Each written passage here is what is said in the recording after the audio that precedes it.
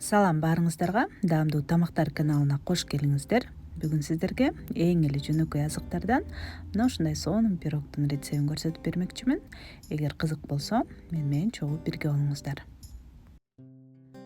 Алгач шоколаддуу камырыбызды даярдап алабыз. Ал үчүн 30 грамм какаону ээлеп алабыз. Ошондой эле 400 граммдай унду дагы ээлейбиз. Ун менде жогорку сорттогу. Эми 1 чымчым туз жана 1 чай кашыктай көптүргүч кошобуз. Ошондой эле кургак азыктардан 180 грамм кумшекерди салып, баардыгын жакшылап аралаштырабыз.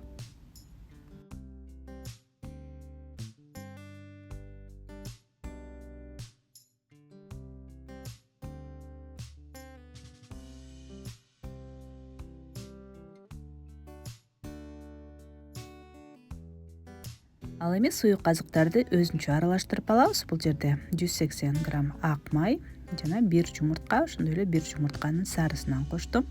2-3 аш кашык каймак кошобуз. Баардыгын жакшылап аралаштырып, камырыбызды жууруп баштайбыз.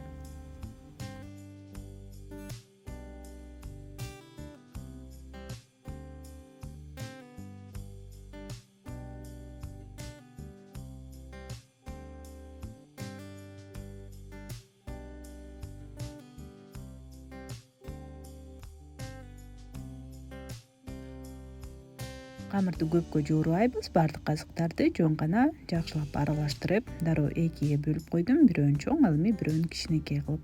Бетин жаап, муздаткычка 20-30 мүнөттөй салып турабыз. Ага чейин толтурмаларыбызды даярдап алсак болот.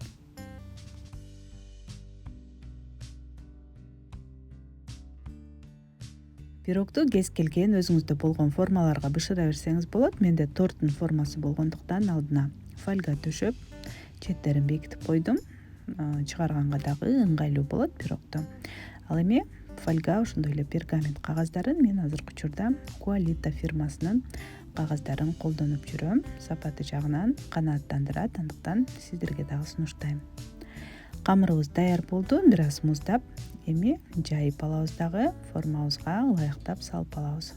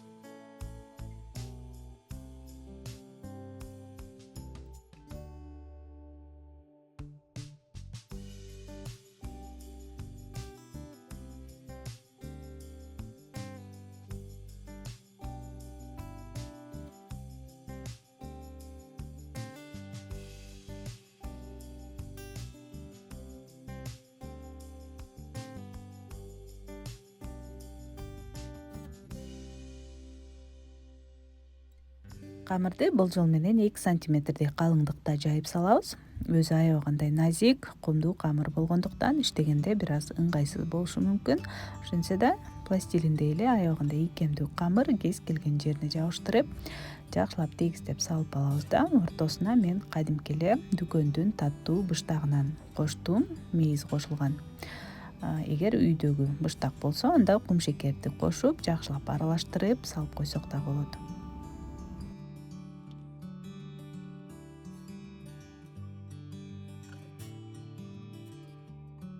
Ал эми кийинки катмарына коюлатылган кайнатылган сүттөн болжол менен 300 граммдай алсак болот.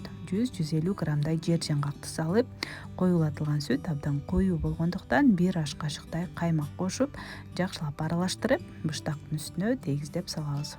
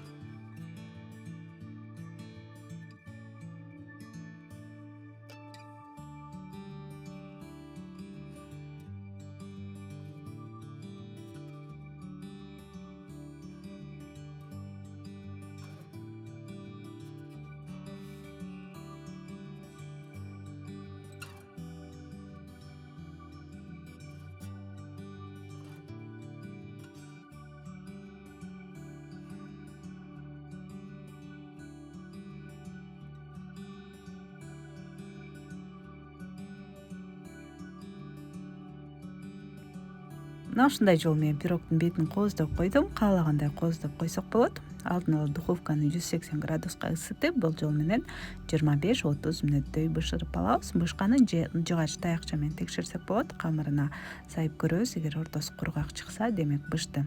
Эми пирогубузду толук муздаганча муздаткычка же салкын жерге коюп коебуз. Ал эми эртеси күнү этияттык менен формадан чыгарып бере берсек болот.